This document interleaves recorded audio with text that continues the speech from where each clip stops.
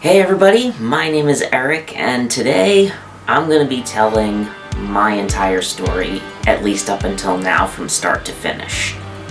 Now, I believe everybody's story has value, even stories that may seem unremarkable on the surface. So today, this is how I kept my faith in Jesus against all odds and opposition.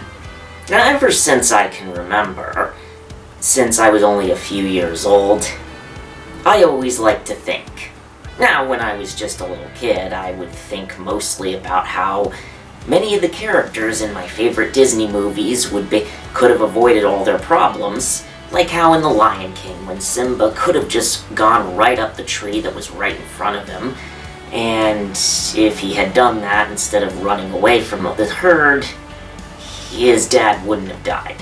I also thought about how Aladdin could have resolved the plot a lot quicker if he'd been smarter with his wishes, but of course I also thought of much more serious issues, like how Adam and Eve completely messed everything up, all because they ate the fruit. I didn't like that. Now, the house I grew up in was not a unified house on the topic of God. My mother, who had grown up in the Catholic tradition, became an evangelical Christian around the time that I was born.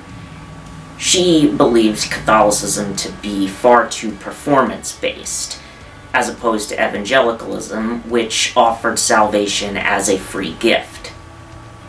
My father, on the other hand, was an agnostic atheist. Around the time that I was 6 years old, my parents got a divorce. Now, my dad was still very much in my life, but my primary caregiver was my mother.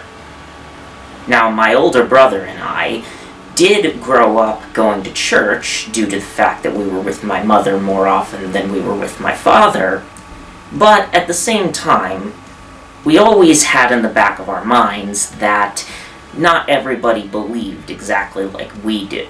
At some point, although I don't remember the exact year, but I did trust in Christ for my salvation so that I could go to heaven when I died.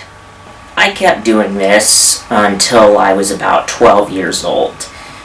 I didn't really question the faith I was brought in that much, at least not until that point. But it was around 12 years old that Mel Gibson's movie, The Passion of the Christ, came out. I didn't see it in theaters. I did wait a little bit till it was on DVD. And that really reinvigorated my faith. After all, having seen the horrible treatment Jesus suffered on my behalf, I didn't want anybody to go to hell, especially because that would make all of his suffering for nothing, at least for that person. Now, during my preteen/early teen years, I didn't really talk about my faith that much with other people, but in the rare instances in which I did, it didn't go all that well. Many non-Christians had questions that I simply didn't have answers to. Questions like why God allowed suffering, why our religion, Christianity, was right and everybody else was wrong, and if there was even any evidence that our faith was true, and how could God allow so much suffering in the world and then send people to hell for all eternity if they didn't believe in Him? I finally couldn't put it off anymore, and I was forced to really question whether what I believed was really true or not. So, I started to think more and started to investigate that. I asked many different people, different pastors, but primarily a role model that I had at the time, a man named Mark. And I got several books from Lee Strobel from him. The Case for Christ, The Case for the Real Jesus, and The Case for Faith. And at my next birthday, I would get The Case for a Creator, which would delve into more scientific evidence, whereas the other books that Lee Strobel had written delved more into historical evidences for why Christianity was true. they convinced me that Christianity was well-founded in history, and also the fact that Christianity was true and God designed the universe in a very specific way, and how much of creation pointed to God's existence. There were also other things like why Christianity is different from other religions. They also addressed various Old Testament issues, but I didn't really care as much about the Old Testament, given the fact that I had never read it, and that it really, I didn't deem it as important enough because we don't really need to follow the Old Testament anymore. So, with a lot of my newfound knowledge, I did try my hand a few times at talking about faith with my non-Christian friends, but of course I was way too shy and didn't want to upset people, so it didn't work out. While I was reading the Bible, there were a few things that stood out to me. Many things like Jesus saying that if you have faith as small as a mustard seed, you can command a mountain to be thrown into the ocean and it would obey you.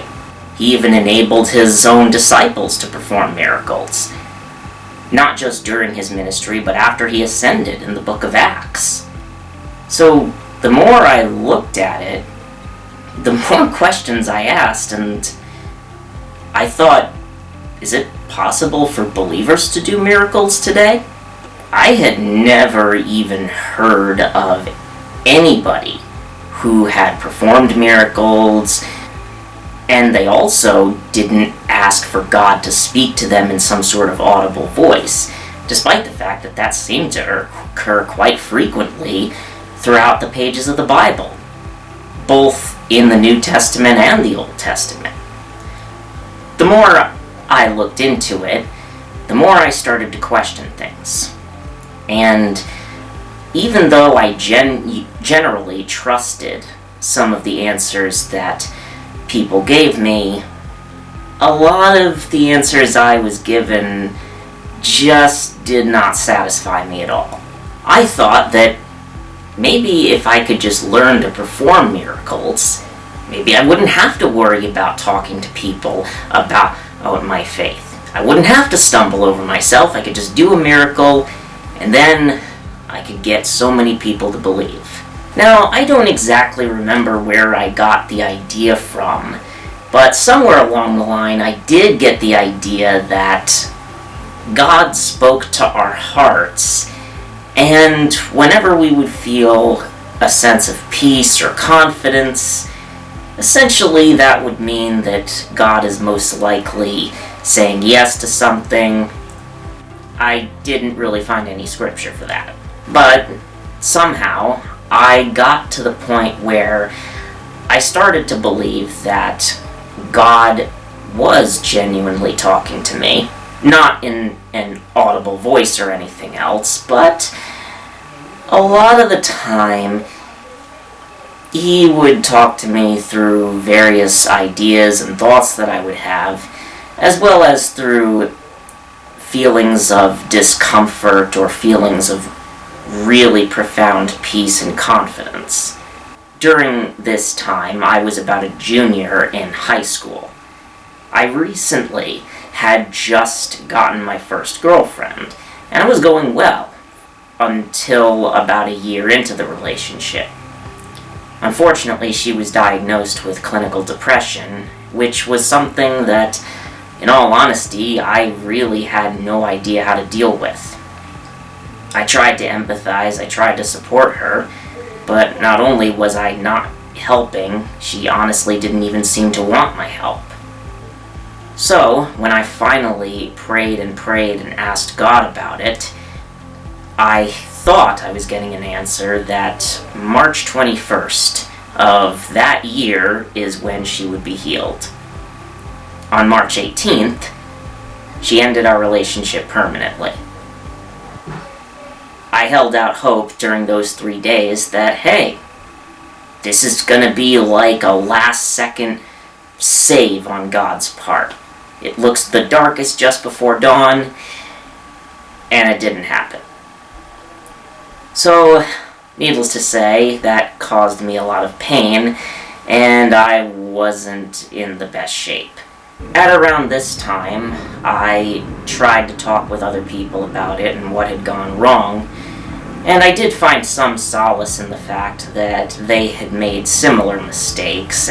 So, while I was disappointed with the answer and the result of my, lack of a girlfriend at the time, I ultimately soldiered on. I figured the evidence was still strong for my belief, so even if I messed up, it wasn't the end of the world. Now, I had been accepted into Gordon College in 2011. And I was pretty excited because it was a Christian school, but it was also one that asked a lot of questions. So, I was excited to begin my journey. My freshman year was going pretty well, but while I was searching for answers to my questions on miracles, on various internet sites, as well as different questions that had been asked of us during class, I finally stumbled upon what I thought was the answer. I found a group that believed that, yes, unapologetically, miracles still happen today. It should be expected in many cases in the lives of believers. And in fact, we should hear the voice of God very regularly. And the reason why I and many, many other Christians were not seeing this is because we apparently really weren't saved. I was quite scared. At the time, they had many scriptures that, frankly, seemed to disprove all of the theology that I had believed once growing up. I didn't know how to answer them, and plus, combined with the fact that not only had I for a long time been dissatisfied with the answers that had been given to me, and not only that, but I had routinely prayed for answers regarding this. This, at the time, seemed as though it was an answer to prayer. I contacted the leaders of this group and asked them questions, and for a while it actually seemed as though things were going pretty well. And there were some genuinely good things that did come out of it. Many times, due to my insecurities, I often would exaggerate things and tell little white lies here and there, but with the conviction that, of course, this was wrong, I started to repent of it. And that was good, until about a year later.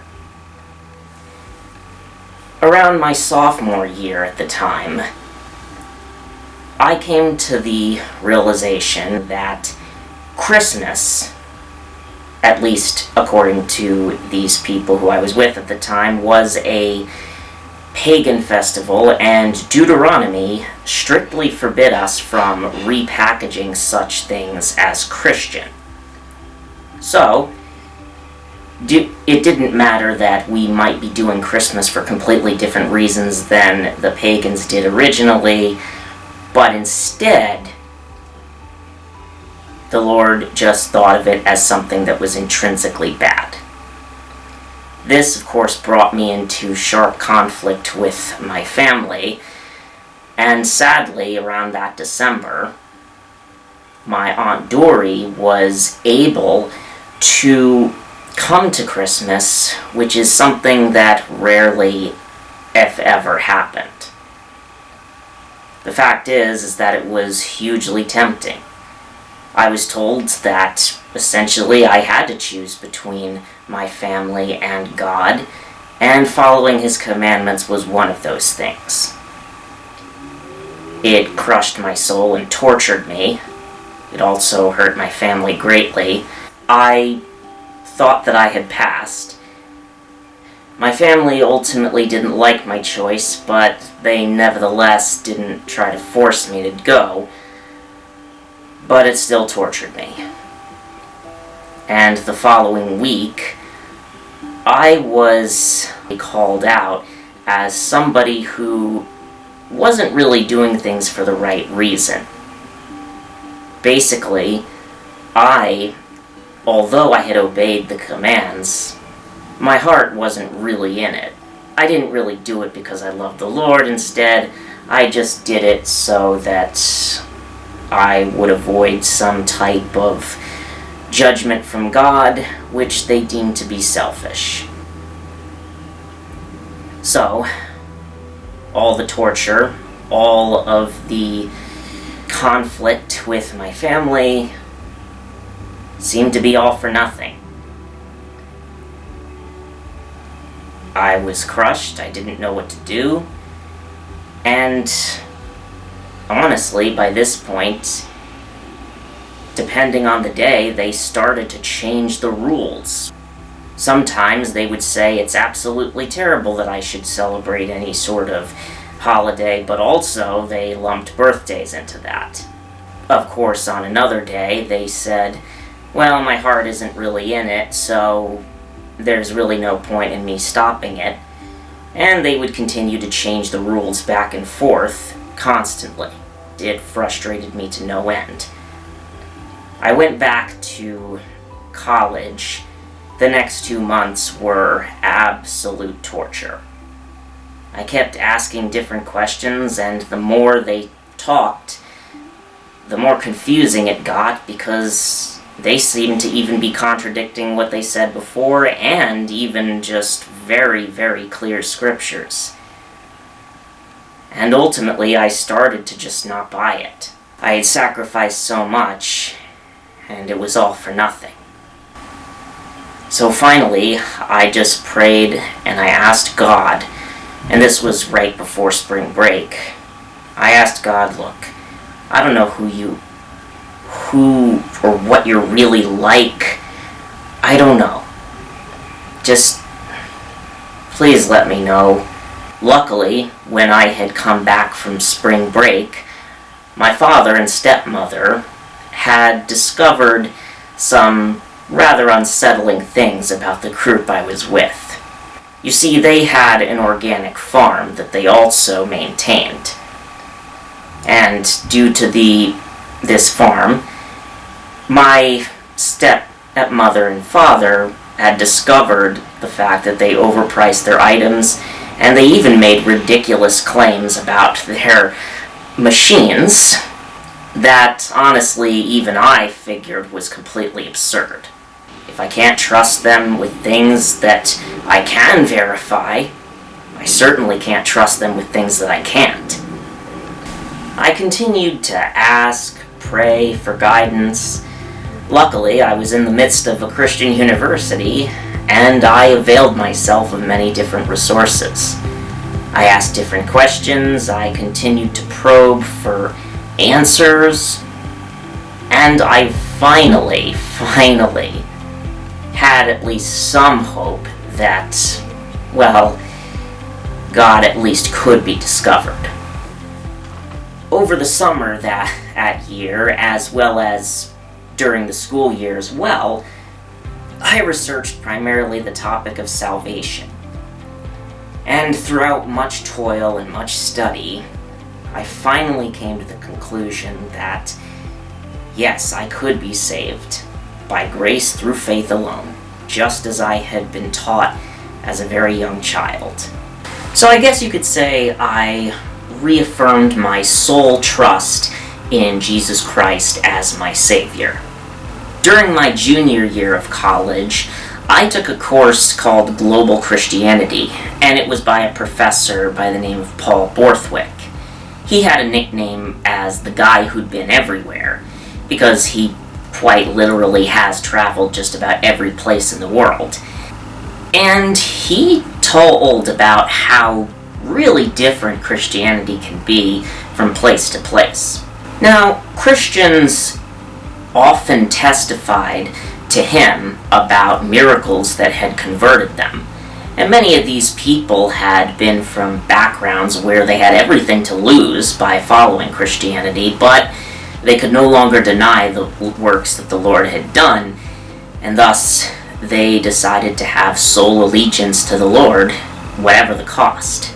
Now, I was excited to test out various ideas to see whether or not these stories were true, and it wouldn't be the last time that I would investigate this, but before I investigated that, I wanted to revisit a few old topics. Now, there was another big series of major events that happened throughout my junior year and would even continue somewhat into my senior year of college. I had a very, very big interest in apologetics, counter-apologetics, and many different topics within the realm of God's existence, the authority of the Bible, can we trust it, many different things like that. The thing is that there were a lot of arguments that I had been given by Lee Strobel's books. And despite the fact that many of the arguments were used by some Christian apologists in debates with atheists, the atheists nevertheless remained unconvinced. And this, to an extent, worried me. I wondered if, well, maybe there's something that I'm missing. I was somewhat put at ease because the Christians were also confident, despite the fact that the atheists remained atheists. But it was abundantly clear to me that my journey of research had not been complete. I needed to reevaluate some of the arguments that I basically just believed that were from Lee Strobel's writings, starting with the historical reliability of the Gospels. Now, the Gospels were written, at least thought to be written in many cases, decades after the events that they reported. Of course, there were also arguments from silence, like why weren't more people writing about various evidences and arguments and documenting them around the time of Christ. I did manage to find out that it is generally true, the argument that Lee Strobel made, but it needed a bit more fine-tuning. The arguments were that because of the oral nature of the culture, people routinely trained their memories continuously because the literacy rate of people in that day was very low, and thus they needed to rely on their memories a lot more. And given the fact that in my research I found that there were actually many cultures like this even today. So given the fact that it wasn't unusual for oral cultures even today to have a far more trained and organized memory, then I didn't really consider it all that much of an extraordinary claim to believe that the biblical culture, or at least the culture that Jesus was supposed to be in, would be able to do the same. So I continued to do more research. I had also found out that a lot of the documents, such as Cornelius Tacitus and many other sources that were extra-biblical on Jesus, while it is true that they were written in the 2nd century, and that was a good portion of the reason why many skeptics did not trust them, the truth of the matter is Tacitus and a few other people who wrote about Jesus did have access to various Roman records and would have as a Roman historian. You think of it this way. Let's say you're writing a new history book for school kids, and it's on the history of the birth of the United States. Now, in that book, you go back to primary sources from that time period. Now, you write a totally new book that basically sums up what those sources say. Now, it's still just as reliable as those historical documents you're basing it on. And nobody would come around and say, well, this book was written in 2023, Therefore, it's more than 200 years after the 1700s when the United States was born, so we can't trust it. It's not exactly the same with Tacitus's work and other people's work from that same time, but the principle is very similar. I also did research on various arguments from silence. You see, many skeptics, understandably, do try and critique the Bible by saying, well, if these events really happened, you'd think that more people would write about them. But the truth of the matter is that so many documents that were written in the first century were lost to time. Unless somebody found your work really interesting, they wouldn't be copied. Documents weren't meant to be preserved on one specific manuscript for thousands of years. Of the amount of documents that have been preserved, well, there's usually about enough, at least from the ancient world, to fill about 2 to 3 bookshelves. So we don't nearly have as much writing as we would in modern times. So it wasn't unexpected or suspiciously convenient that we wouldn't have huge amounts of corroboration. In fact, a very prominent example was Mount Vesuvius. It had erupted in around 79 AD. Pliny the Younger wrote about how Pliny the Elder had died. And that's the only document that was written about this. So if an event like that could go on and there weren't nearly as many written sources, at least not ones that have been preserved, then it's not at all unusual that the Gospels would have less corroboration than a modern document. There was various amounts of corroboration that, again, I can link below, but either way, it did put my mind at ease.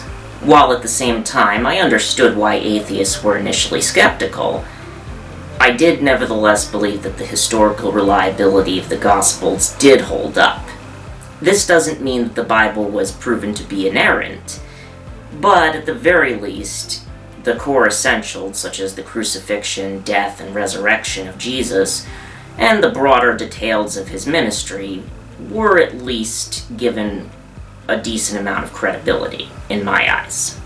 Admittedly, we could quibble about some of the finer details, such as a minor contradiction here, or various little details but ultimately the foundations of the faith, the broader details of Jesus' ministry, I did feel were pretty solid. I wouldn't stop researching it after college, but that is more or less the broader story of my beliefs on the subject, and how they changed both in college and years afterwards. Shortly after I got home from college, I basically started again to go back to the church. I started to look for work, and I also continued to do research on other things, particularly the topic of miracles. It was around this time that I had been invited to another church by a friend. This church very passionately believed in the gifts of the Holy Spirit, but I was, of course, initially skeptical. I didn't want to get burned again. However, over time, I grew and opened up. I did actually decide to become a member and use a lot of skills that I had learned in college, such as filming, editing, for the media department there. I continued to serve this church, and meet many people there and talk about things that we were all mutually interested in for a long time. During the years of 2017 and 2018, though, I actually got a prophecy. One that said that I would one day speak to people and have a vast amount of intellectual information as well as spiritual information, and be sharing it with confidence. Now, I was cautiously optimistic about this, but given the fact that it was very well timed, and also I was really in the market for something better than the jobs that I had, I really hoped it was true. I had started a blog around 2017, and it was going for a while before I got this prophecy. But again, while I did ultimately believe it, I was still very cautious. So I continued to do more research for specific miracle stories.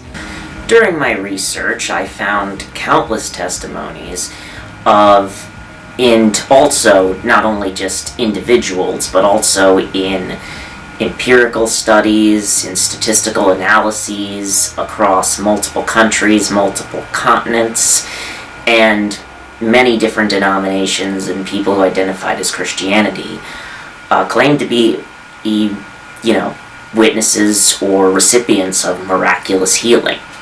And this included things like destroying HIV, healing cancers, leprosy, being healed of leprosy, being healed of being crippled, being healed of permanent injuries, being healed of being deaf, being healed of being blind, sometimes lifelong blindness, and countless other puncture wounds, different things like broken bones, which would have taken weeks to heal, and countless other types of injuries. Not to mention certain habits like drunkenness, which had come as a result of having those disabilities, was also cured at the same time that the certain injuries were cured. And many others. And there will be plenty of books in the description if you want to check more of that stuff out and where I got it from. Such as Craig Keener's massive 2-volume set on miracles that happened in multiple different time periods, multiple continents, multiple countries, multiple cultures. I still haven't finished reading through that book because it's a massive read, as I did come to the conclusion that the odds that every single person was either lying or deceived was rather improbable. Because after all, when you have multiple people, multiple continents, multiple age groups, the odds that every one of them is false is not likely. Consider many Christians in China. Now, they had a lot to lose from all of that. Now, many people might say, well, true, but many people do things for causes that they believe in all the time, and they can't all be right, and fair enough. But the truth of the matter is that there were 3 possibilities, 3 major ones, that were present whenever somebody made a claim. Number 1, they were telling the truth, and they were trying to. Number 2, they were trying to tell the truth, but they were sincerely deceived. Or number 3, they were purposefully lying. Now, let's say, for example, Muslims who gave their lives in suicide bombings.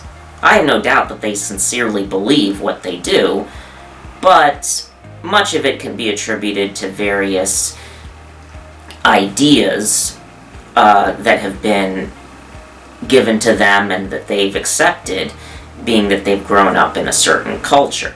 It's possible to be sincerely deceived about that. However, is it possible to be sincerely deceived about having burns that were huge on your arm immediately be healed? Or was it possible to be blind your whole life and sincerely believe that you were blind, but actually be wrong? It was not believable that that could be the case. So, it's unlikely they could be sincerely deceived. And generally, when people make something up, it's either to gain something or to keep themselves from various embarrassments or different things like that. But they don't generally make up things just for the sake of it, especially not when they have something to lose by making this up, which many of these people in many different countries did. Many Muslim countries where they saw visions of Jesus, as well as many other things like in China where persecution of Christians is rather common, many other places like that. So if it's unlikely that they could be sincerely deceived, and it's also unlikely that they could be intentionally deceiving people, well, I would say that the greatest possibility is that they were actually telling the truth and that certain miracles happened.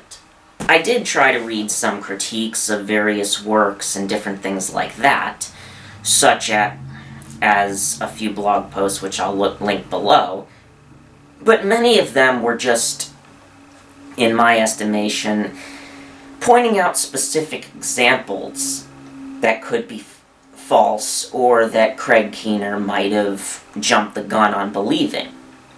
In many cases, they said that Craig Keener simply believed what his friends told him about various miracle stories. And while there were certainly some anecdotes in the books that were like that, and we can argue whether they should have been included, I didn't see all that much interaction with, say, various studies. Other types of critiques focused on why God doesn't just do one big, huge miracle for everybody, and those were valid questions, but I felt as though those types of questions were more suited to the problem of evil. It was more of an argument against God's loving nature, rather than an argument against his existence. Even if I did grant that God didn't have a good reason for not granting a miracle in every case, it didn't disprove anything about his existence, but merely it was an indictment against his love. I also considered various types of ideas, such as the allegation that many people start to exaggerate their stories whenever they get excited. And while that certainly can happen, the truth of the matter is, very often the most vivid and extraordinary events can be the most colorful and really memorable. So while it is certainly possible that some exaggeration could exist in various people, the idea that all of them across multiple countries, continents, and time periods and cultures could all be reacting the same way, again, seemed unlikely. One of the things that definitely seemed very common, especially with skeptical critics of either modern-day Christian faith or the biblical accounts, was a skepticism with regards to the supernatural. There were a few arguments, such as the God of the Gaps argument, which was routinely used to try and talk about miracles, particularly with skeptics like Matt Dillahunty or Aaron Ra, and other atheist speakers that were very prominent, speaking upon methodological naturalism and insisting on that type of a methodology. Now, for those who don't know, the God of the Gaps argument is basically an argument put forth by atheists and skeptics saying that, well, things like lightning or other natural occurrences used to be attributed to some sort of divine power, but now we know better in that it's actually a natural process. So how do we know that there won't be some other natural explanations that will one day supplant the seemingly miraculous things? However, ultimately, I didn't find the arguments very convincing. While it is true that there were instances in the past where many types of things that were thought to be supernatural were actually just natural processes happening. But the amount of research that ancient primitive people did to conclude that lightning came from their god, as opposed to a natural process, didn't compare to the amount of research that we did, for example, on the human body, and the knowledge that we had, for example, that puncture wounds don't just spontaneously heal if you tell them to. Or many other things like that, which are typically attributed to either Jesus or, in many cases, modern-day Christians. So, believing that the research that we've done on the human body is just as likely to one day be replaced by something else as, say, the ancient people's conclusion about lightning was a bit of a stretch. Another critical error from my perspective that this argument seems to make is that a lot of the things that have been attributed to supernatural causes but are now attributed to natural causes were just things that happened in nature spontaneously. They weren't directed by any type of human being. Lightning, for example, was a natural process that occurred. It wasn't something that people could just replicate, and here's why that's relevant. The miracles that Jesus, as well as many people in the modern-day world, claim to have performed, were activated exactly when a person wanted them to be. This person would have to have an basically advanced scientific knowledge that not even really big scientists have today. So, to me, that didn't seem very likely. Many other skeptics did complain that, well, Christians don't believe other miracle stories of other religions, or if Christians did accept that miracles from other religions happened, they would merely attribute them to Satan. How do we know if one miracle is attributed to Satan and the other is God, how do we know which religion is true and which we should follow? Now, I had to admit this was a good point. However, at the same time, I did realize something that was very critical in my study of miracles. While it was true, and I had to admit, that ultimately a miracle by itself, such as a healing, does not prove specifically that Christianity is true, or that Christianity is the only way to heaven, or any other uniquely Christian beliefs. The miracles do show, if true that is, that there is something beyond the natural order.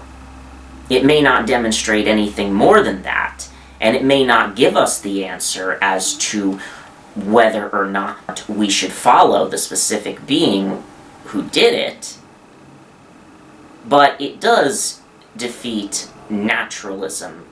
Philosophical naturalism was contingent upon a universal statement, which says that there aren't any miracles that happen at all. Now, the thing about that is that universal statements are the easiest statements to refute, because all it takes is one example to disprove it. I don't have to show that miracles happen in every instance. If there's one miracle that happens, then it would strongly indicate that there is something beyond the natural order. And we could talk about which religion was correct, but think of it this way. If there were 4 suspects in a murder case, and we saw that somebody was shot, and that a person did it with a gun afterwards, but we couldn't see the person due to a mask, the fact that we had multiple suspects for the murder doesn't mean the murder didn't happen. And if somebody came up and said, well, you guys can't discern which is the murderer right away, so therefore it didn't happen, we would never accept that type of logic. And I really don't think we should. Many other miracles objections came from, why isn't this simply repeatable and testable? Well, and seemingly arbitrary that it happens. Well, again, the fact is that God was a personal being. He can choose when he does things. We're not advocating, and I wasn't advocating for a sort of easily impersonal process that could heal people. I was simply saying that miracles can happen and do sometimes. But philosophical naturalism was saying that we have no reason to believe that it ever happened, which again is a universal statement. Consider another analogy. In modern politics, the right side of the political spectrum doesn't believe in systemic racism. They believe that there are individual instances of racism, but not on a systemic broad level. The left side of the political spectrum believes that racism is a systemic issue, and it happens far more frequently than the right believes it to. But neither of them believe that racism never happens. And I couldn't really verify the frequency of said miracles, but nevertheless, it still didn't really bother me as much. Lastly, I also considered David Hume, a very prominent Scottish philosopher who pretty much spearheaded a lot of anti-supernatural sentiments. David Hume's argument that miracles were simply very implausible. He considered the idea that the entire laws of nature bent for you specifically was even more implausible, and thus we had to take the naturalistic route. The truth is, I didn't really find this argument convincing, especially since what is implausible can in many cases be quite culturally biased. Many Muslims consider it implausible that anybody should ever leave Islam, but we obviously know that many people do. In many other cultures around the world, supernatural events are not considered to be hard to believe, such as many Asian countries or even many African countries. For better or for worse, they don't. And to simply start from the premise that seems to be particularly Western didn't seem right to me. So, in my view, the idea that the supernatural world didn't exist was rather implausible to me. This also had profound implications for various other subjects. Much of the skepticism of the Gospels was due to the lack of belief in supernatural things. And while there certainly were other objections to the Gospels beside those, when you coupled this with the other objections historically that I recently had also found answers to, it only strengthened my faith in those. Now, to be fair, there were other miracle stories from other religions, and I'm willing to believe that there were a decent amount of miracles, specifically in the country of India and other religious movements, and I'm not going to deny that. However, the amount of evidence, historically speaking, for their holy books and the events that surrounded the basis for their religion and their stories, many of them simply lacked the historical evidence that my faith had. Many of them happened once upon a time. Many others happened, in some cases, thousands of years before the documents were written. In the case of many other tribal folk religions, easily a few thousand years until you got documentation for the events. It didn't really compare to Christianity. Again, there are many other details and research I found that I've done videos on, and it would take a while to go through every single religion without making a video that's multiple hours long, but again, the conclusion I came to was that although other religions did have some interesting points, they didn't match the historical evidence for the Gospels. But despite all of the overwhelming amount of different reasons I was given, no matter how many objections I answered, there was a single concentrated area that simply didn't sit well with me, no matter how hard I tried. And that was the Bible and morality, specifically in the Old Testament. No matter what I tried, no matter how much I think, sometimes they even gave logical arguments, but in the end, although I could see what they were saying and what their point was, in my heart of hearts, I couldn't affirm a lot of the Old Testament teachings. Now, thanks to the new covenant in Jesus, we did not have to obey those teachings today, but I had to say that despite the fact that God had no longer wanted us to follow rules like stoning people for crimes or burning them for crimes or many other severe, harsh penalties, despite that, I still couldn't get on board with the idea that this was good or necessary. I was open to the fact that I was wrong, but I couldn't make myself believe no matter what. Which came down to issues of biblical inerrancy. Like most people who were raised Christian, I was taught that the Bible was the infallible, inerrant Word of God. All the 66 books in the Bible, at least, 39 of them in the Old Testament, there were countless different things in the Old Testament.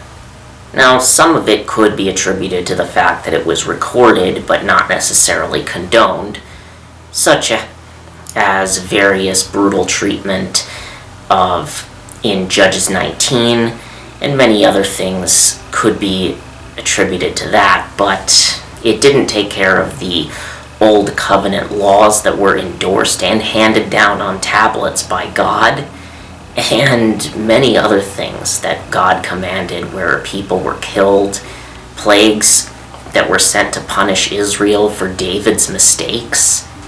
And after all, if I didn't believe in biblical inerrancy, while I technically wasn't really unsaved, it was an awkward position to be in. After all, I'd basically be considered an illegitimate outsider in many cases, especially if I wanted to be some sort of apologist. At the end of the day, I couldn't provide answers that were satisfactory to me. Yet many people pointed out that without God, morality couldn't exist, and whether that's true or not, it is a discussion for another time.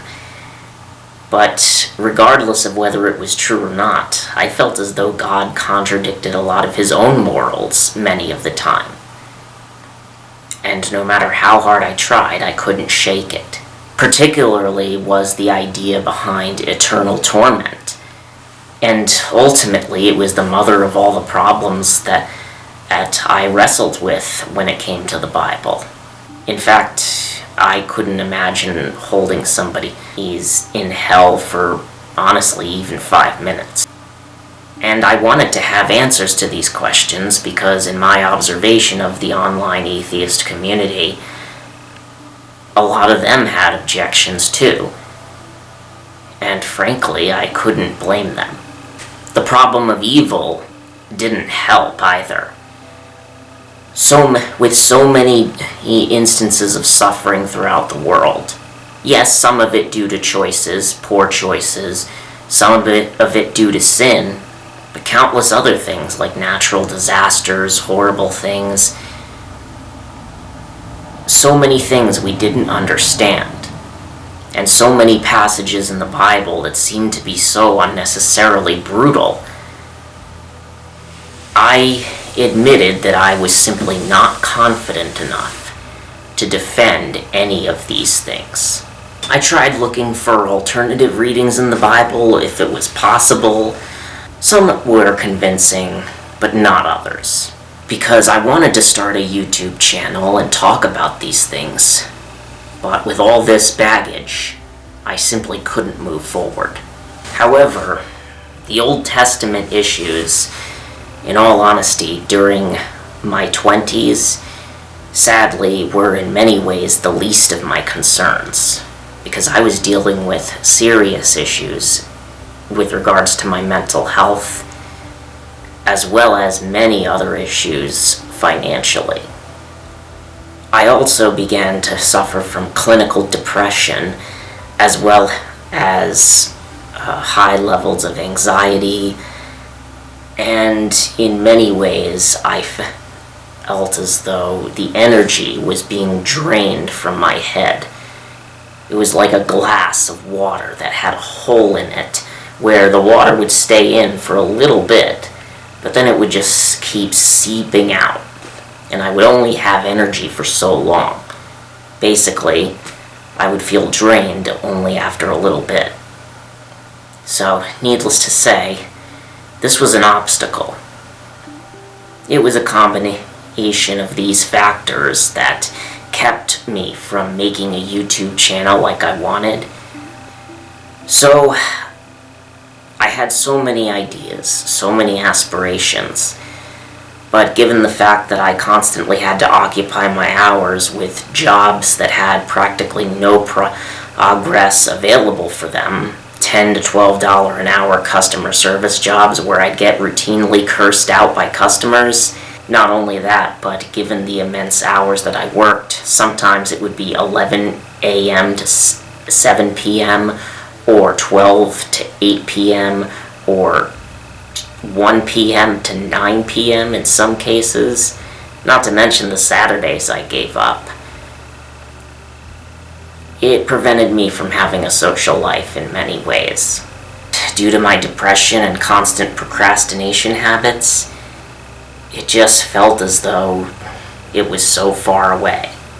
Even during COVID-19, during 2020 and 2021, at least the early portion of 2021, I suffered from a lot of these same issues. Constant doubt with regards to the Old Testament in particular, constant desire to do something. I knew God could do anything. My only question was, would He? And sadly, due to the fact that despite all the miracles that I had heard about, seen about, I had to admit, ultimately, I had no relatively good way to predict what He would do. He was, at the end of the day, a personal agent, and I couldn't coerce Him or do anything like that. I just couldn't get a job that was decent, well-paying, or even enough to live on. I still lived with my mom and stepdad back then, and I couldn't move forward. I was just too frustrated. But honestly, all those things seemed so far away. The things I was suffering from couldn't really be articulated, at least not by me at the time. I didn't know anything really about mental health or different things like that, and I kept on thinking about it, trying to make sense of it, but I couldn't. Even when I did find out information, my procrastination habits kicked in, and I just kept putting off doing things about it. It was a vicious cycle. I even spent money on programs.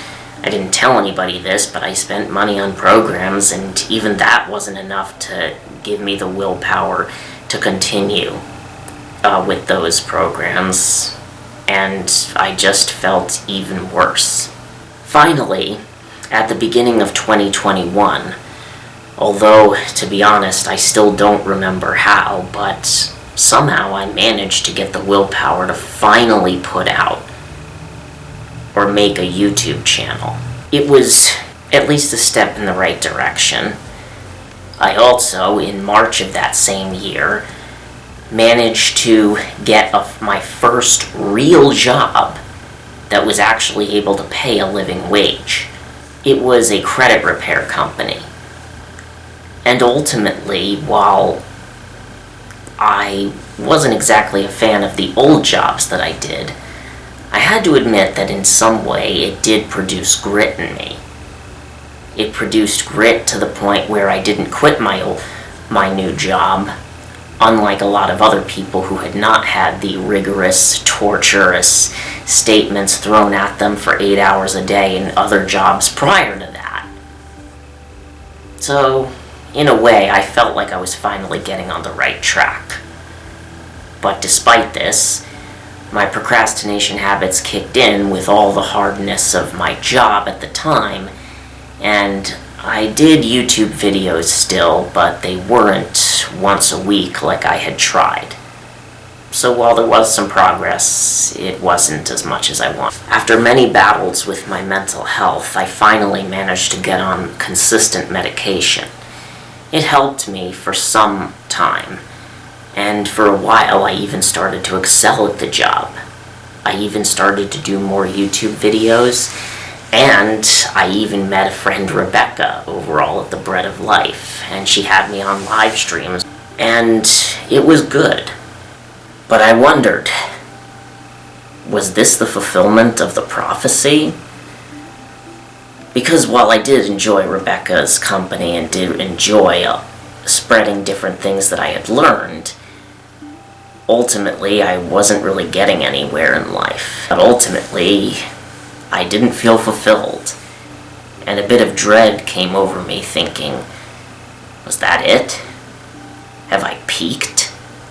And I wanted to do more, as nobody could understand the mental health struggles that I was going with. Heck, I barely understood them myself. Now, ultimately, again, I continued to do what my job required. I pretty much didn't really improve at this point, but I also was basically coasting. So, it was okay times. But it was around this time, around March or April of 2022, that I got into a relationship that I really thought was the one. We had so much in common. We basically were both Christians. We both had similar values. We both loved animals, particularly cats. And on top of that, she also viewed my videos and liked them. So with all these good things, I basically went on several dates with this woman, and we made our relationship official. We had so many different common interests, various things like that, that honestly, I didn't even know I was looking for. Unfortunately, the honeymoon phase wore off, and there were some other issues that she unfortunately struggled with. Eventually, it got to a point where it just became really insufferable. However, at one point, she actually decided that she was changing, and that she seemed to be changing for a while. I, of course, rationalized that, hey, maybe God just cut our honeymoon period short, and He just wanted to get all the bad stuff out of the way to make sure that I could handle it. That wasn't it. At all. The truth of the matter is that there was a lot that I invested into that relationship. Time and finances and everything else, and I thought everything was falling into place. But to have hope dashed like that, it, needless to say, really put me in a bad place. I tried to play it off as though it was for the best, but it really ate at me inside. Many of my friends believed me when I said that, hey, it's alright, God has somebody better for me, although I didn't believe that even for a second. But I just said that to get them off my back. With my mental health struggles only getting worse and worse, having tried all of the medication that I had, trying and failing to meet goals, trying to do various things that I wanted to do, it just didn't work out, and I honestly didn't know what was wrong with me. I would continue with depression, be drained of everything. I would constantly have various things that I would plan, but I would never be able to follow through with. And it was a lot. Finally, at this point, I just had enough. In April of 2023, a little bit before Easter that year, I basically said something to the effect of, look, I don't know you don't have to give me anything, God, I know that technically I could say that he fulfilled everything he'd ever promised, even to me personally, or in general in the Bible. So I figured, alright, look, you don't have to give me anything else. Fine, I acknowledge that, but please don't give me any more false hope. Don't allow any false hope to come over me ever again, and in this respect. I just don't want it. I just can't handle any more of that. I was fully convinced of Christianity due to the evidences that I had had, but I wasn't convinced that God really liked me as an individual. He let my prayer be heard, and that same week, on that Sunday, my pastor during service basically started praying for people. He asked anybody who wants prayer to just raise their hands. I essentially raised my hands, and he had various people to pray for the others, and it wasn't really a focused service. It was just people praying privately with you. And that's when 3 of my friends came up to me, and I had one of the most direct experiences ever. My friend Ty started to say something that got my attention. He said that God knows that I've felt like somebody who has been like a car who's just constantly trying to go forward and spinning in the snow and just unable to move forward. But he said that the Lord would heal me, and that the Lord knows how much I've been struggling. Now, I had never told anybody in church any of this. In fact, honestly, I kept making up things that I did, apparently, just to cover the embarrassment that I really hadn't gotten anything done. All of a sudden, out of nowhere, the same week that I had prayed that last gasp of frustration, this started to happen. My other friend, John, even said that the Lord knows that I feel like I've been trapped and frozen shut in ice, and that God would unstick my legs and I could move forward. And all of these described exactly how I felt with regards to my mental health issues that nobody in the church or even in my own life could really understand. I didn't have the knowledge to articulate any of it at the time, but then the third thing that was said by one of my friends named Jesus, and he said that the Lord knows that I've wanted somebody to eventually marry, that I've wanted one, and that he knows that, and that he is working on her, and when I see her, that there will be no doubt in my mind that this is the one. At the same time, he even put his hand on my back, and he said that you've been deeply hurt and that you need to be healed, essentially. And despite all my efforts to hide it from everybody, I was, and I didn't want to admit it, but it was true. So the fact that not only had I within the same week asked for these things, but gotten a very direct answer that I couldn't explain in any way naturally. And that was something that was so directly personal to me, and also the timing, combined with the fact that it was something that that I didn't need to survive, but something that I deeply longed for and wanted.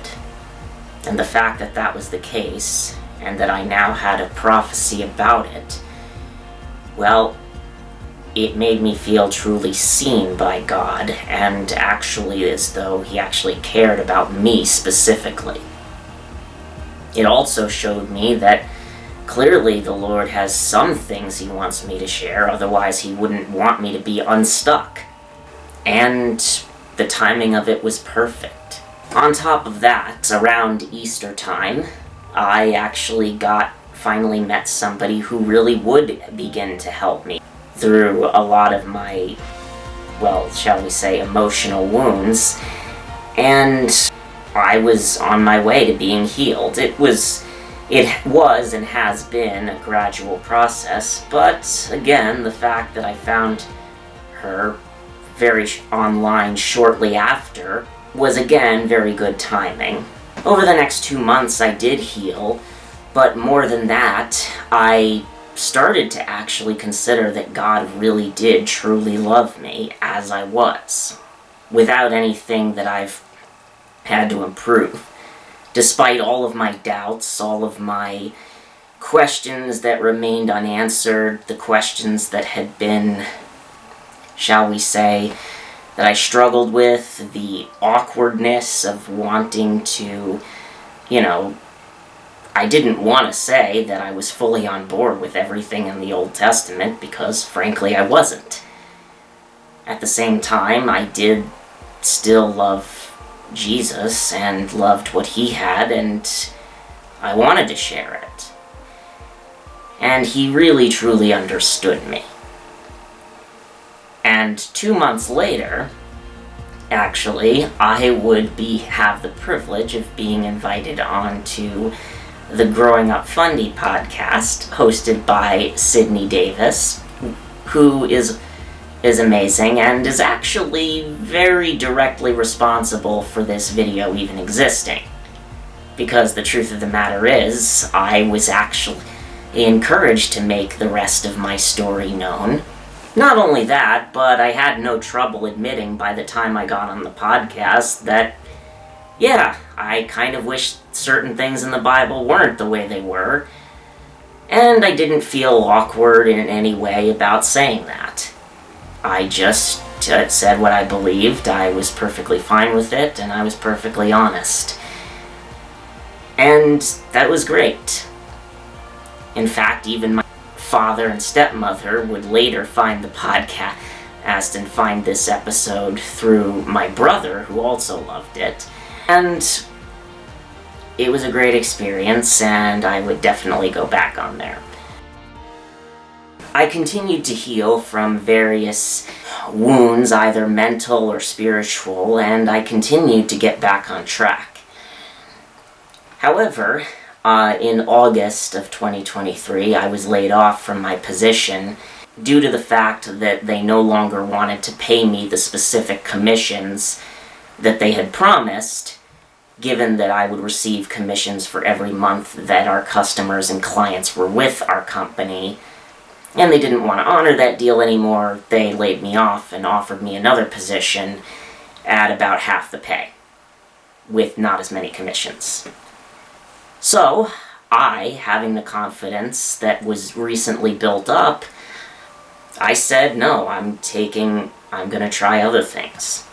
Shortly after I had made that decision, around September of 2023, I actually, again, I wasn't searching for this, but I found it through various ads. It was an app called Liven, and it actually specifically targeted procrastination habits and revealed that a lot of habits like this were actually due to various harms that had come to you mentally or emotionally, and many different things like that. And let's just say that my procrastination habits were severely dented. I've accomplished things in the last quarter of the year that I had only dreamed of accomplishing. I had constantly been able to stick to various schedules and to keep doing things regardless of how hard they were. I would continue to fix things that took a while to fix on computers, in my house, in various different things that honestly I never dreamed I would accomplish. Even the simplest things and daily tasks that most people wouldn't struggle with, that I formerly struggled with, I was able to get back on track with them. I made more videos, I consistently was able to stick to schedules, but more than that, due to my various coachings, when other relationships didn't work out, during the time that I had coaching with Alana, my coach, as well as the various trainings through the app Liven, when relationships didn't work out or prospects didn't work out, what normally would have devastated me allowed me to simply move on without too much comment. And I've not only seen tremendous progress in myself, but I've been able to see that God has at least started to keep his promises.